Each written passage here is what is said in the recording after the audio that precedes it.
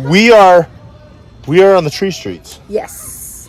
Why are they called tree streets? One. Well, go ahead. Keep asking. Why are they called tree streets, and why are we on the tree streets? Okay, so the tree streets, the reason why it's called tree streets is because every street has a name of a tree. So let's check it out. Like we have, this is Birch Street, right? Locust Briar. and Briar. Yes. So we have Elm Street, we have Apple Street, Maple. we have Maple. Yeah, so all the streets are a tree. And this is really cool because it's right across from BYU. It's right there. Just like walk that way, walk west, and you'll find BYU. You're on campus. Yes, yeah.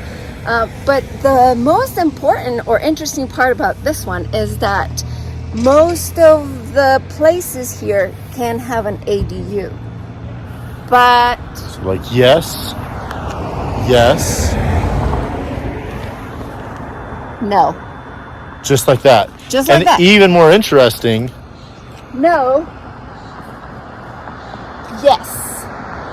And that one's the only one on the street. That's the only house in that same street that can have an ADU. So this is really interesting because Utah a while ago came out with a law, and a lot of times I've heard real estate agents cite this and other people cite this, like, well, Utah passed a law and you can allow your home to be rented. Well, that's true. It's a lot like mortgage guidelines when the government says this program is allowed, but you still need to find areas within that where it works. Yes. And so cities, so municipalities or HOAs can put in other clarifying rules to say, yes, we allow it as a whole because the state says you can in certain areas. In certain areas. And that's like the funny part about this one. This neighborhood, it's supposed to be or started being built by the teachers, BYU teachers. And so most of the houses here, they're not that fancy, but they're really accessible to BYU. And that was the reason why. And another thing is that because they were so close to BYU, then they will allow students to rent their basements and allow them to go to school, and that would make it easy for them. But then we're starting to grow, and all the people that came to BYU became way too many, and BYU decided that they should build because the city was having issues with parking, with utilities, with a lot of different things. And so they decided, never mind, we don't need you guys to house our students, we'll house them ourselves. But then it became the new thing to all those people that have a basement apartment with second kitchen that they could rent it. And they had to find a way to make it legal. And that way was doing ADUs. So, and something super important there right now, there's programs for ADUs. And I mean, this is a lovely neighborhood. Right. And you qualify with a lot more house by counting income from an ADU. But it helps if it's legal versus illegal. We can still use it, but it's more difficult. Yeah. So let's keep walking. Let's go through the neighborhood because this is some interesting street.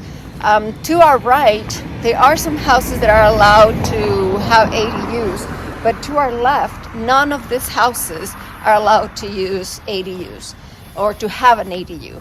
And there was a time when Provo City was so strict on this that went and did inspections to the houses actually and said, oh, you have a second kitchen, you have to rip it off in 3 months, Holy 6 crap. months.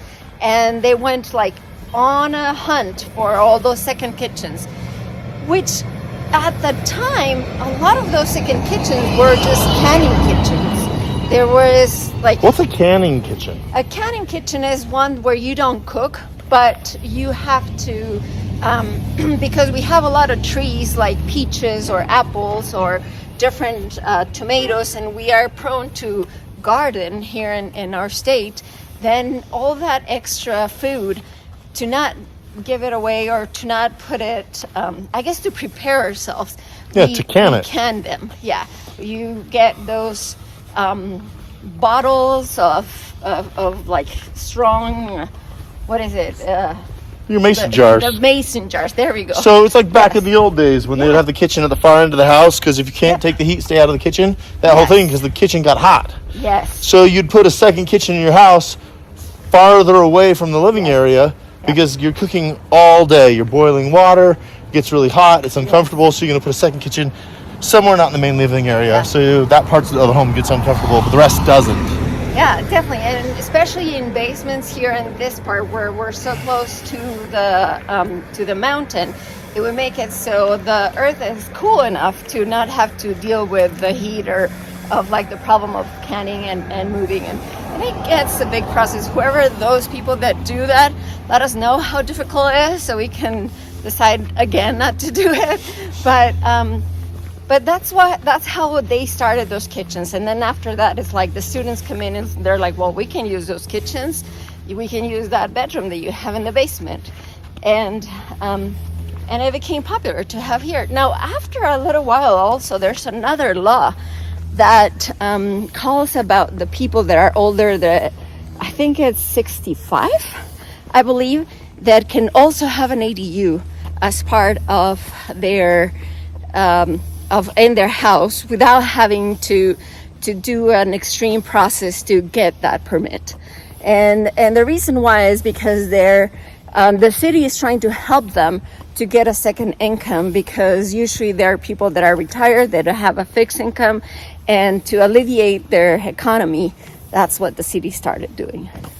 So if there is a loan that also, I don't know, that could be too part of a person that wants to buy a house and it's already retired, a place over here in Provo, that would be like their perfect place. Could do. Yeah. Well, if you guys have any questions or want to know more about this, let us know. We'll be in touch. See you in the next video. Bye.